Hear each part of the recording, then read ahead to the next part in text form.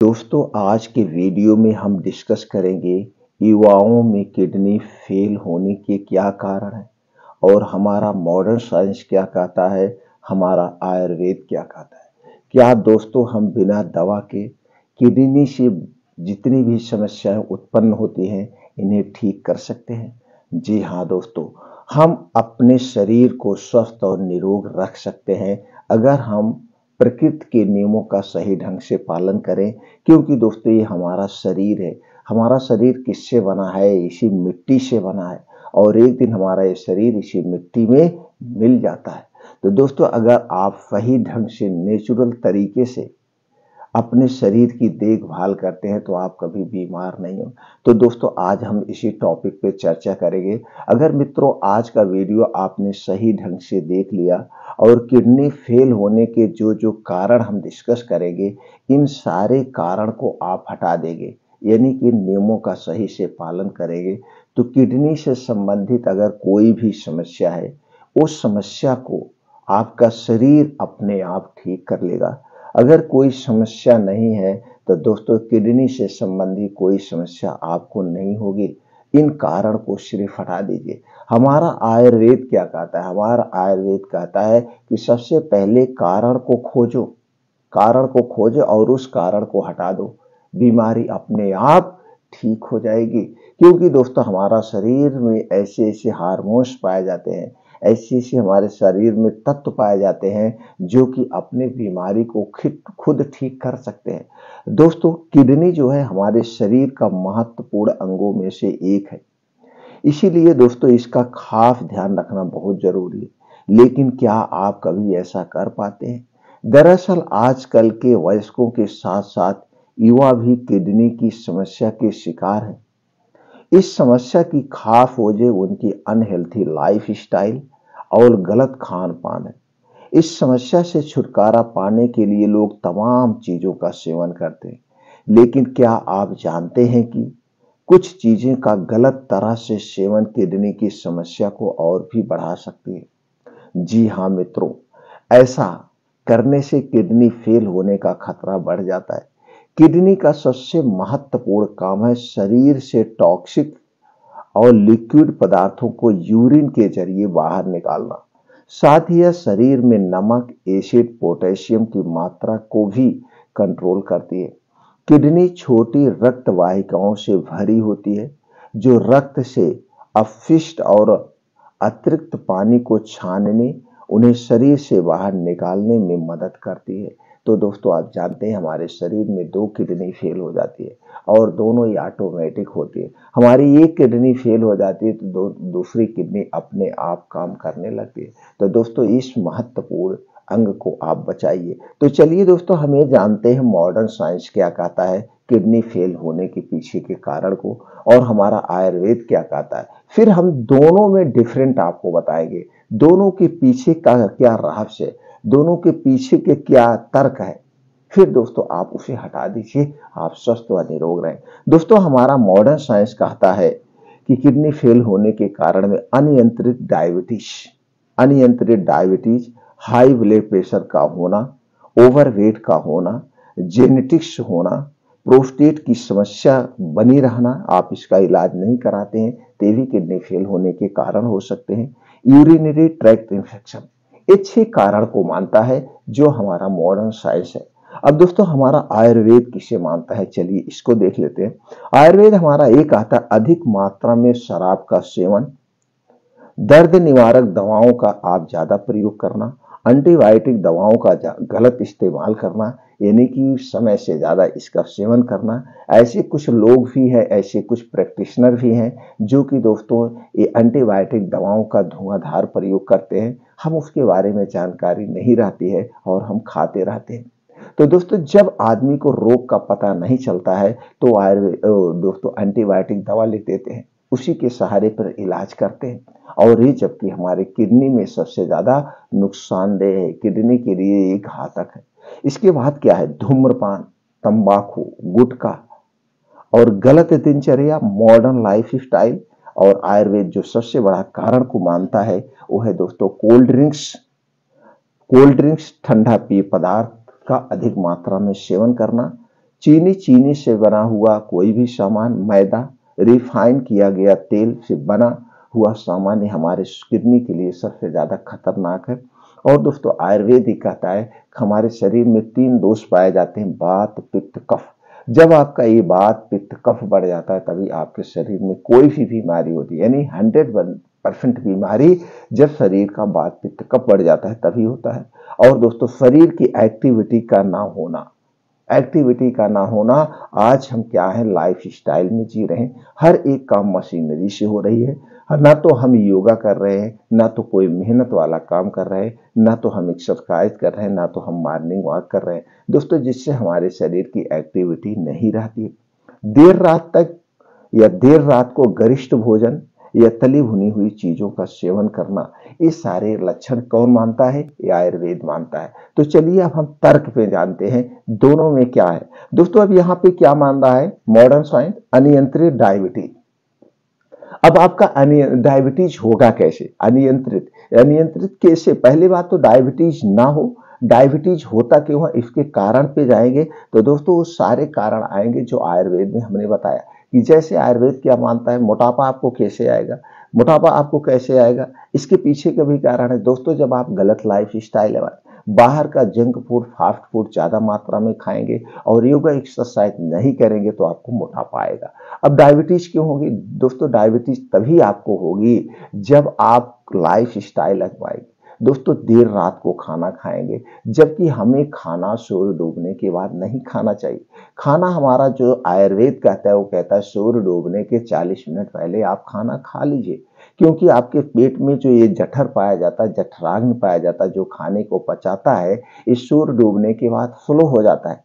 लेकिन आज की हमारी लाइफ स्टाइल क्या है? आज की हमारी लाइफ स्टाइल यही है, हम 10 से 11 बजे के बीच खाना खाते हैं, वो भी हमारे रात के खाने में तली भुनी चीजें होती हैं, गरिष्ठ भोजन होता है, जैसे पिज्जा दोस्तों, ये हो गया आपका पनीर बहुत मात्रा में, या जितनी भी तली भुनी चीजें होती हैं, गरिष्ठ भोजन होता है, हम रात में ही खाते हैं।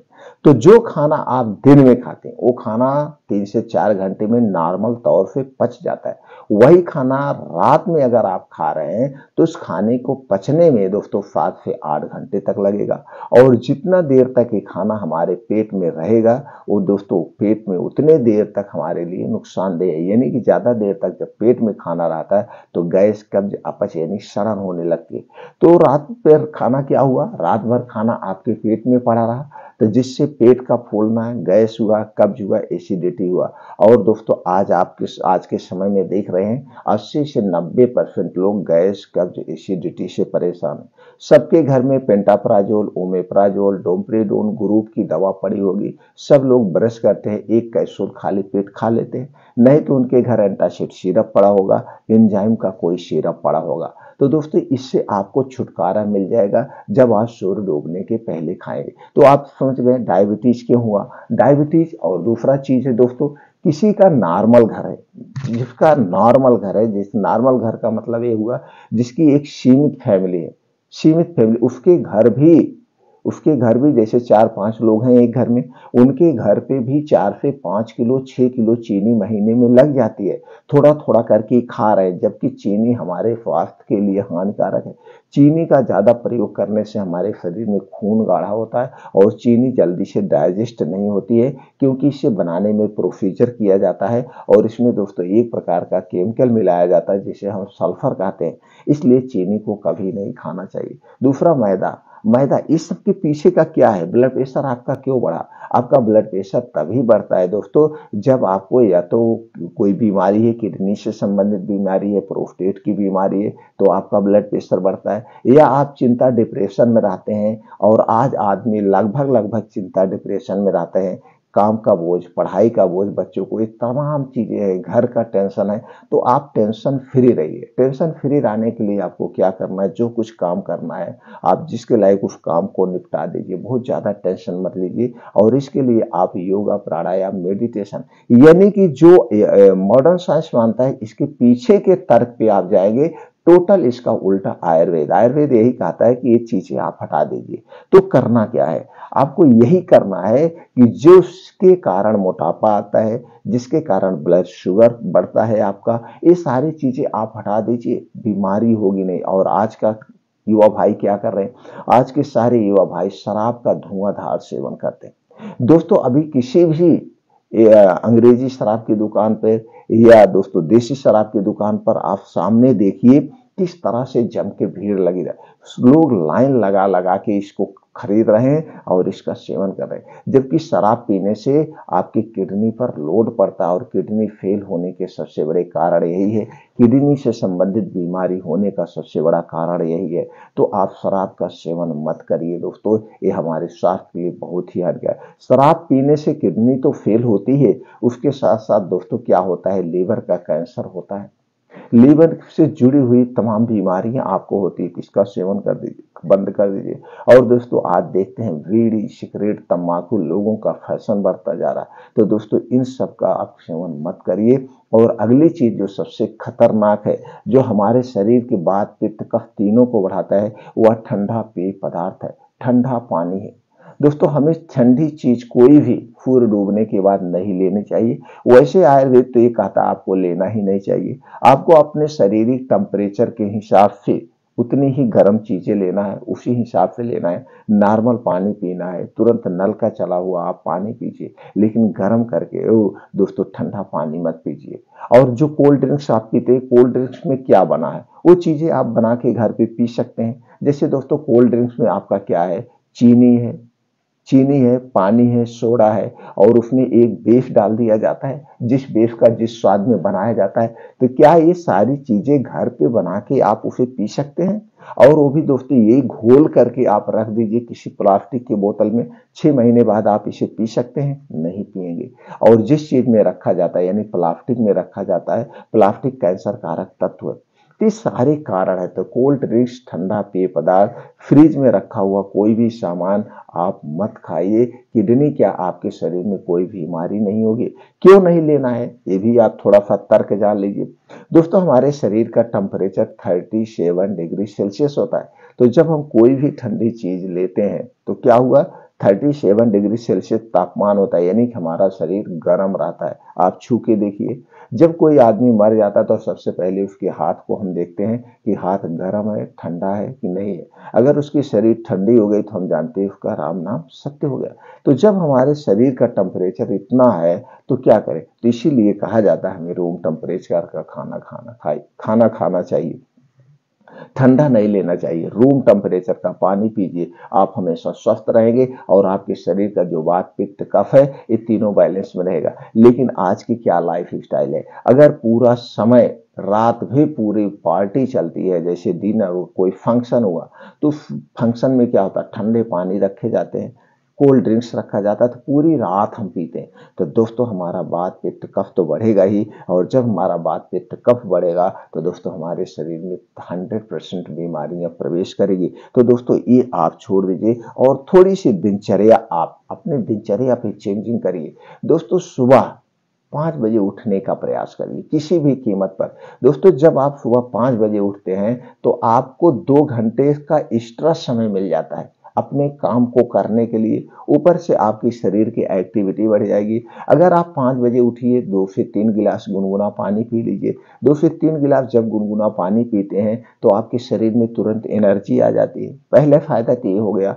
दूसरा फायदा क्या हो गया दोस्तों, जो आप गुनगुना पानी जब पीते हैं उससे पेट में जो गैस बनती है, एसिडिटी होती है, कब्ज होती है, इससे छुटकारा आपको मिल जाता है। अब आप इससे पानी पी लिए, फ्रेश हो गए, डेली दिनचर्या से निवृत्त हो जाइए।